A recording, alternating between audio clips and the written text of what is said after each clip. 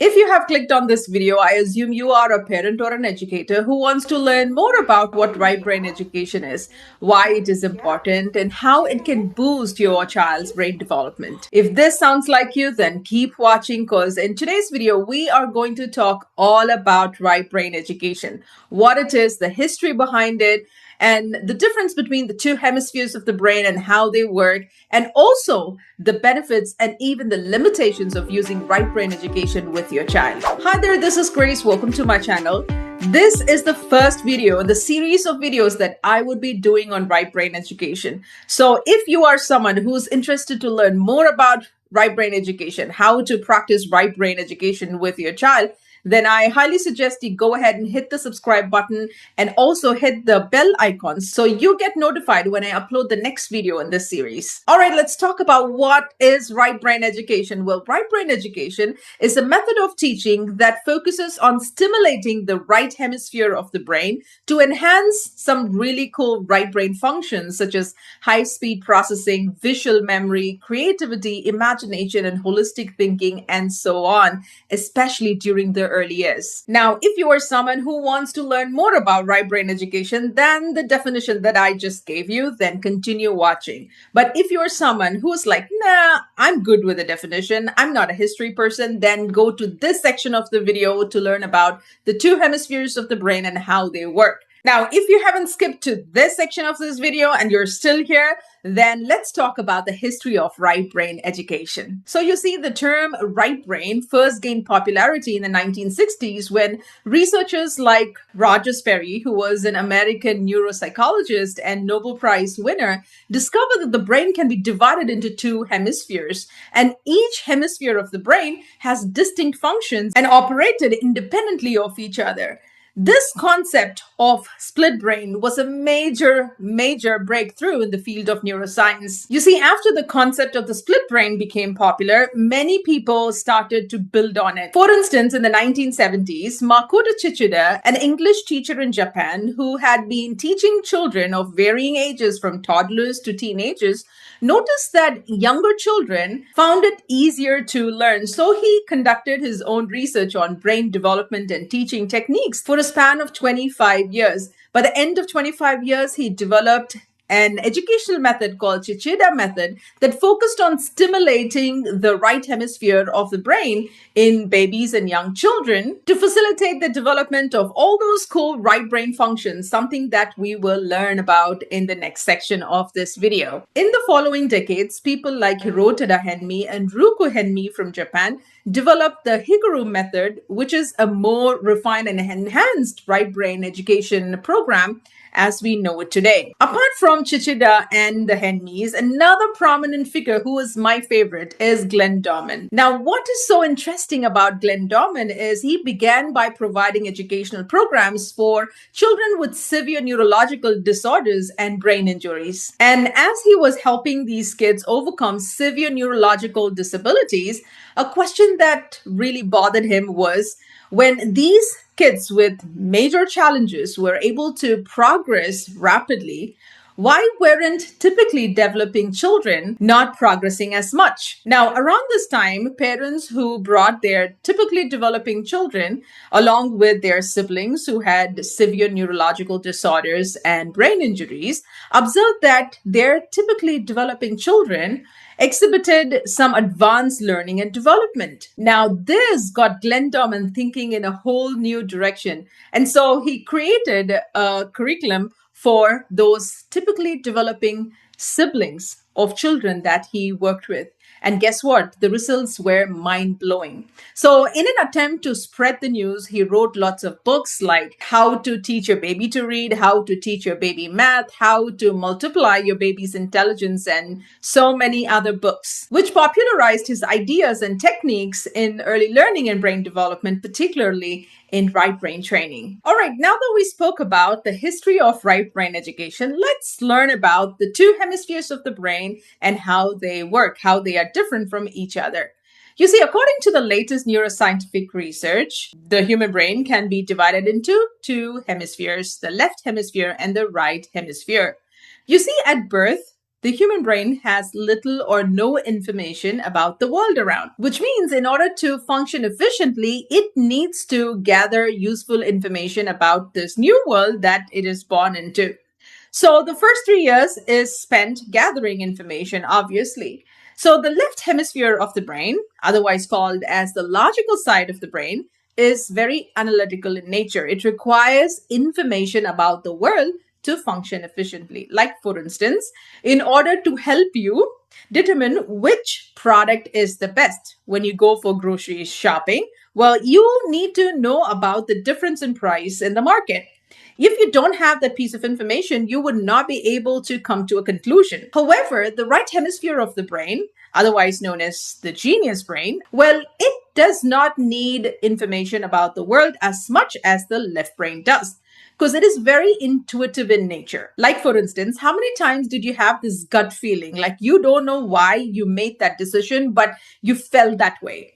You cannot logically explain why you're feeling that way or you made that decision, but you still go ahead and make that decision because you felt that that was the right thing to do. Now, apart from this, there is a huge difference between how these two hemispheres of the brain help you learn. For instance, the left brain is responsible for conscious learning, like something that you're doing right now, right? You are intentional in learning about right brain education, so you're sitting there watching my video. Now, the right brain is responsible for subconscious learning, meaning learning with no intention, with no effort. Like, for instance, let's say that you are going to a birthday party. So let's say that there is this song that's being played at the background. Even though you're not intentional or conscious in learning the lyrics to the song, on the way back home, you would find yourself singing that song. How many times has this happened to you? Like, pause this video and reflect. It has happened to me many times. Well, that is subconscious learning. Now, apart from this, there is a difference in the way that these two hemispheres of the brain help us process information. For instance, the left brain is responsible for helping us look at details and process information step by step. However, the right brain is responsible for processing information at high speed. It is responsible for us to look at things as a whole and process things simultaneously. Let me give you a classic example. Let's say that you are looking at a picture of a garden. Now, your left brain will help you look into the details of the picture, like, oh, I see a flower and the flower has 5 petals. I see a bee in the picture. Now, the right brain will help you look at the image as a whole. Everything put together, I see an image of a garden. You see what I mean? Now, apart from this, there is a difference in how these two hemispheres of the brain help us process language and communication. Like, for instance, the left side of the brain is responsible for helping us process verbal information, like language, helping us understand words. However, the right hemisphere of the brain is responsible for us to pay attention to the non-verbal cues. It helps us process that emotional data. Like, for instance, while watching this video, your left hemisphere of the brain is helping you interpret meaning from the words that you're hearing, from the words that I'm saying. However, your right hemisphere of the brain is looking at my facial expression, my tone of voice, and it is helping you process those intricate details of communication. Am I talking confidently? Am I telling you the truth? Do I enjoy making this video? So you are able to understand all of those things because of your right brain. So your left brain is helping you interpret literally, word for word, whereas your right brain is responsible for going beyond the literal interpretation of a conversation and helps you look into emotions and help you read between the lines. Now, here is one last difference between the left and the right hemisphere of the brain. You see, the left hemisphere of the brain is responsible for your working memory, whereas the right hemisphere of the brain is responsible for your long-term memory. For instance, if I ask you to jump 3 times, you will hold that piece of information that you just heard to execute that action. You would remember 3 times and you'll jump 3 times, but that does not necessarily mean that you will remember this piece of information 10 years from now. However, how many of us remember our first day of school? Well, it happened long time ago, but it's so vivid in our memory. That's long-term memory, and our right brain is responsible for that. Now, apart from this, there are other differences. Like, for instance, the right brain is responsible for creativity, coming up with something so unique, imagination, thinking about something that is not in the physical realm. The left brain is responsible for, again, analytical thinking, right? Doing those mental calculations. But the bottom line is, even though these two hemispheres of the brain have distinct functions, at the end of the day, they work together to help us do all the cool things that we get to do as human beings. But for babies and young children, it is a little different. Remember, I mentioned earlier how at birth, the human brain has little or no information about the world around. So the first few years of life is spent gathering useful information. Now, remember, I also mentioned that the left brain requires that data to function efficiently. Without that data, it might not be able to help you think logically, use analytical reasoning, problem solve. However, the right brain does not require information about the world as much because it's very intuitive, it's creative, it's imaginative. So the first few years of life, babies and young children are right brain dominant, meaning they have access to all these amazing features quite naturally. But once they gather information about the world, which is of course a good thing, the left brain kicks in. And even though they continue to have access to the right brain functions, now the left brain becomes more dominant, not the right brain. Now, when you practice right brain education, especially during the early years, when the right brain is dominant, you are literally giving workout to the right hemisphere of the brain to enhance all those cool features that we spoke about, like high-speed processing, creativity, imagination, intuition, and photographic memory abilities. And let me tell you, the brain is like a muscle.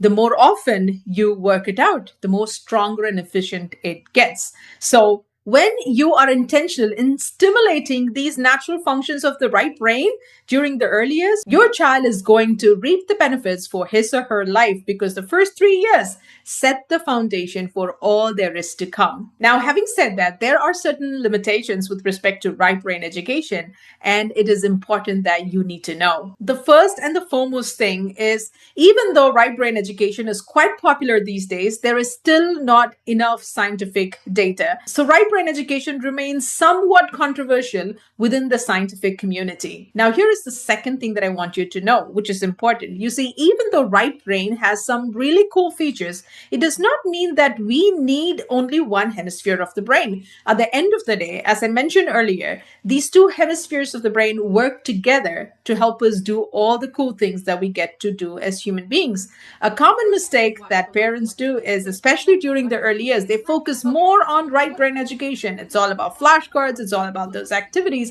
but they miss out on the left brain function. On the contrary, our educational system focuses on the left brain and neglects the right brain.